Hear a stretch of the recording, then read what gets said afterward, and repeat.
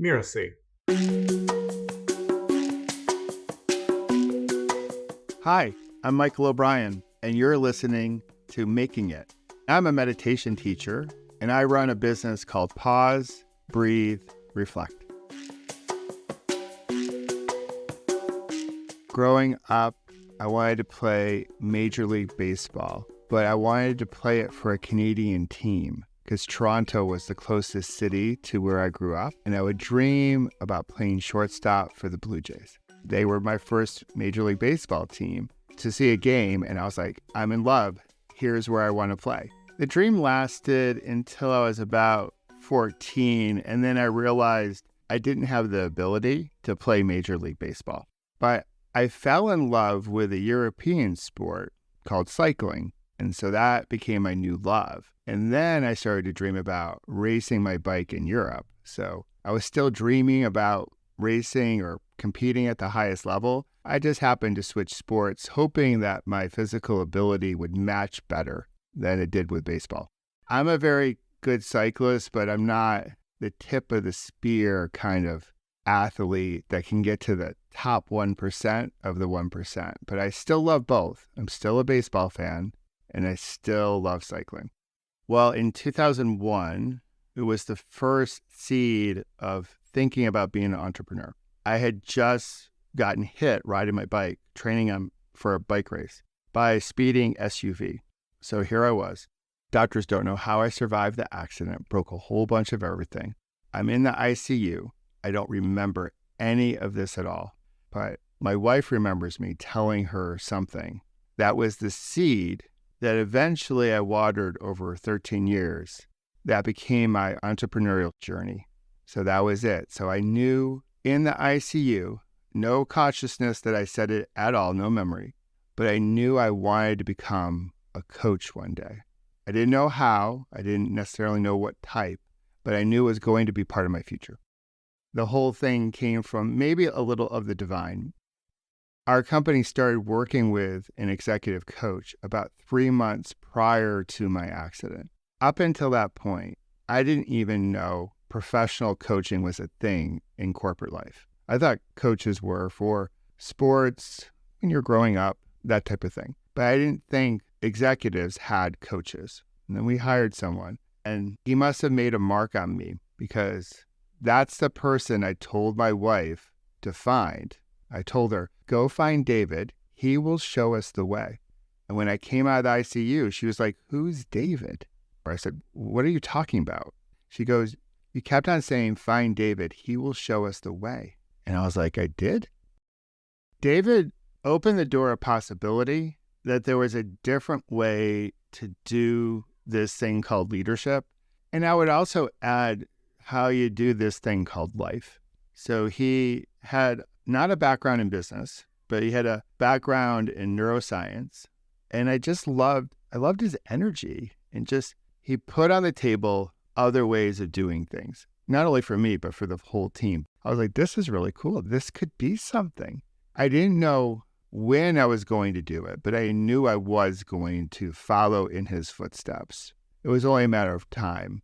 And then 13 years after that accident, I was like, okay, the divine, the universe, Mother Nature, whoever, said it was time to make this move. And that's when I made the jump. I never really thought, ever, I would be an entrepreneur. I thought the script was go to college, go to university, find a gig, and work your way up the corporate ladder. That was my worldview. That's what I saw from my dad and the other people around me. So I didn't know anyone who was an entrepreneur, really, until I met David. So then I left my corporate life at the tender age of, what was I, like 47.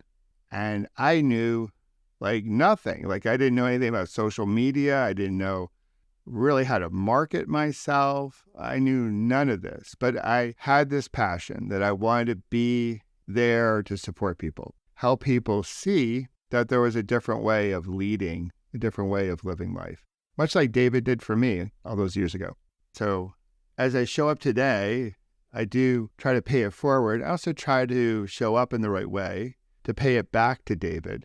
It's the same way I think about my accident. all those people who saved my life back in 2001, I show up every day in a way to honor how they showed up for me when I was most fragile, when I was literally and figuratively broken.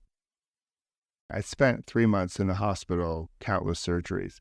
And at first, my view of my life was everything that I had lost, everything I couldn't do anymore that I didn't have. And then I found the practice of gratitude.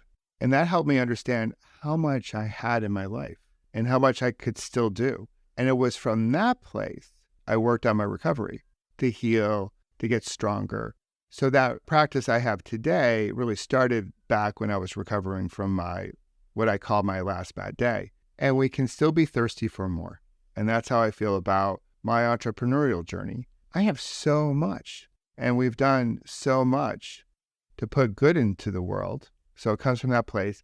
And yeah, I'm still thirsty for more. I'm not coasting. I'm still working at it, but coming from a completely different vibe or attitude, one that I think is just a healthier way to show up for life. Harshness, which is so common across the world and in many industries, I really hope we can lose that and say, hey, no, we can speak kindly to ourselves, but still push ourselves. And as we get better at talking to ourselves with kindness, then we can speak to each other with kindness. And we can put more kindness in the world, more, say, compassion in the world. Because right now, the world is hurting. We don't soothe the hurt by putting more pain on top of it. We soothe the hurt by offering compassion. And from that spot, that's how we grow. I think that's how we truly make it. When I think about what it means to make it, there's a peacefulness and a grace about it. So to me, it's not some step on a podium, or it's not about wealth, or you have X number of followers or all that. There is a peacefulness and gracefulness to like, okay, there's maybe a confidence, like, okay, I'm here. I feel good in my own skin. I'm supporting others. I'm not forcing it. It's not stressful. It's not reactionary. It is, and we're here.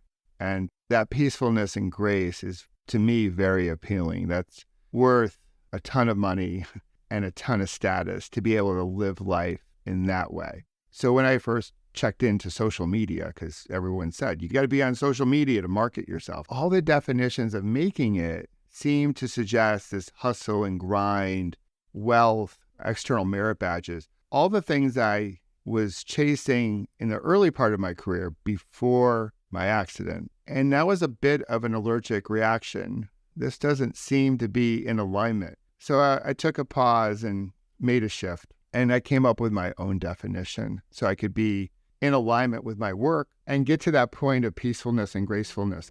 Yeah, I do think I've made it, because it really is coming from a place of gratitude. The best piece of advice I've received was right in the beginning. Don't compare your beginning to someone else's middle. And so when you go out there as an entrepreneur, perhaps, you see all these people on social media that seem like they've made it. They have an amazing podcast or a book or a company or you name it. And it looks so good. It looks so shiny and polished. And you're like, that's what I want. I want that. But what we miss is all the beginning days that they went through, all the times that we don't see their beginning when they were probably a little rough around the edges. So I think what's appropriate is to slow it down just a bit so we can be thoughtful. But it's that rush that I have to be at a certain level by a certain time, and then it just circles from there, and there's a lot of frustration and comparison, and again, going back to self-talk, we start to beat ourselves up. Why can't I do it better? It's going to be okay. Just enjoy the ride, wherever the ride takes you. Trust that it's going to take you to some really wonderful places. In some moments, it won't be easy. In certain moments, it's going to be downright hard or impossible. And you're going to have moments of pure joy and happiness. But soak it all in, because it's all part of your ride. I'm Michael O'Brien, and you've been listening to Making It. And you can find me on Instagram at Pause, Breathe, Reflect.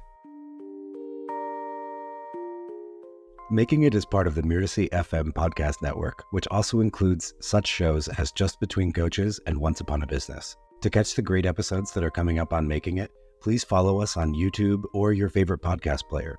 And if you enjoyed the show, please leave us a comment or a starred review. It's the best way to help us get these ideas to more people. Thank you, and we'll see you next time.